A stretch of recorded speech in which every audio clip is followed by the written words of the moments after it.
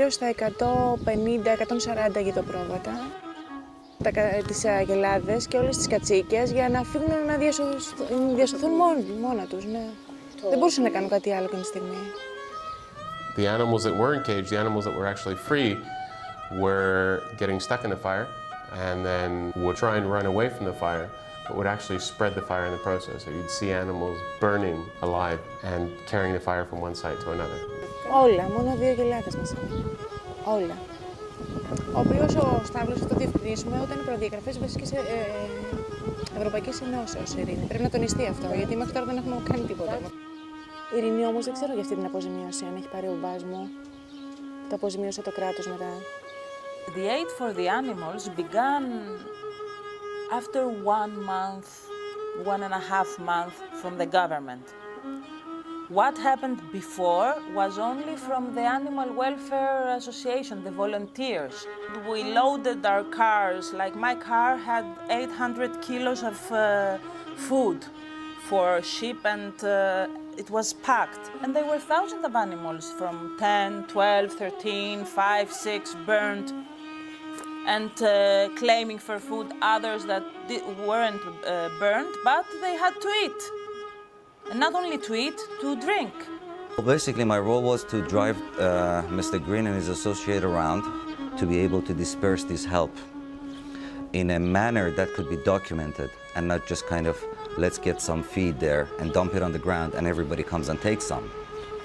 Because of course he has to answer back to IFA of how much money went into this and who got the feed and the livestock. And from what I understand, it came to nothing because he did his best, and at the end of the day, he needed some of the animal charities to come together. Σε όλα τα χωριά. Σε όλα τα χωριά. Χαθήκαν ζώα.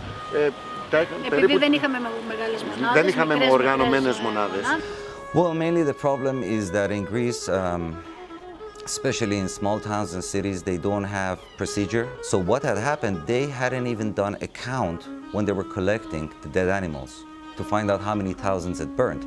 So they were practically villagers helping the town hall, helping the employees of the town hall, just load these carcasses into trucks, which would then take them to a mass grave and dump them and cover them with bulldozers, and that was it. That was the end of the story. So nobody had any form of means of knowing what was the damage and what had to be recovered or covered by financial aid. And so practically anybody could walk into the town hall and said, yes, I had 100 sheep and they all burned and died. Λοιπόν, λέγομαι Σούλιο Καλομήρα. Είμαι τμήματάρχης στο τμήμα εκτιμήσεων και ενισχύσεων στον ΕΛΓΑ. Ασχολούμαστε με προγράμματα οικονομικών ενισχύσεων για ζημιές που συμβαίνουν στον πρωτογενή τομέα, γεωργία, κτηνοτροφία, από θεομηνίες και οι οποίες δεν μπορούν να ασφαλιστούν. Ήταν στα 2.173.900 ευρώ.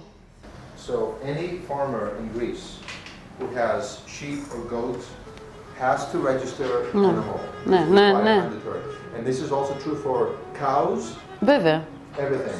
There were several people, like in my village, my aunts, my uncles, they have like 5, 8, 10, 3. They don't register that. But it is an income for them because they take the milk, they make butter, they make cheese, they sell it. It is like that. So the only animals that were registered were the animals that the owners had it exactly as a profession. Over 50 animals you register. So the authorities, the first aid food they gave was to these people because they had the numbers. And so all the animals in Greece that belong to a farmer have a number. Ναι, είναι υποχρεωτικό. And that's required, mandatory, okay. Αλλά όλα πάνε με τη σειρά. Ο κτηνίατρος είναι υποχρεωμένος να φέρει βόρτα που υπάρχουν τα πράγματα. Εμείς κάναμε αγώνα να τα πάρουμε μέσα από τον ΕΛΓΑ. Υποσχεθήκαν στην αρχή ότι θα τα πάρουμε. Τώρα είμαστε ακόμα στο θέμα της αναμονής πάνω σε αυτό το θέμα. Δηλαδή δεν έχει δοθεί ακόμα λύσεις αυτές. Τώρα δεν ξέρουμε και τον αστιμό η αλήθεια είναι αυτή. 200-300. Περίπου.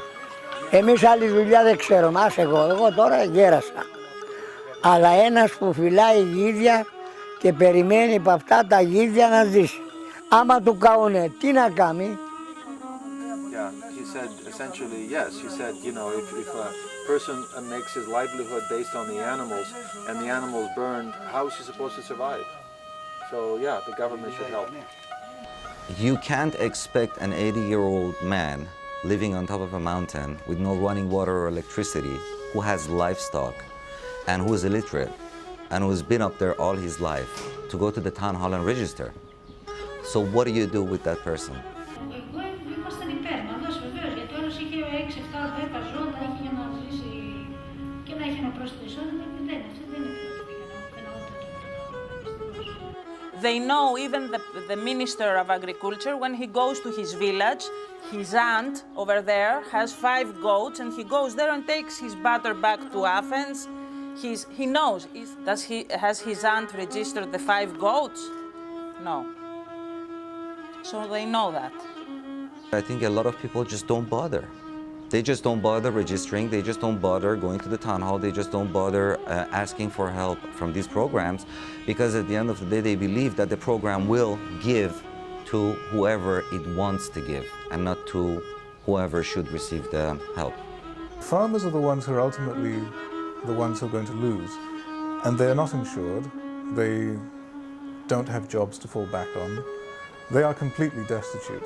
In all those cases, you also need a lot of coordination at different levels.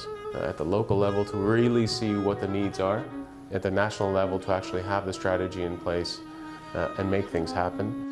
Only if they made some teams that would go door by door in every village that was in the burning areas, seeing with their own eyes what is the problem. But of course, who would do that? Nobody.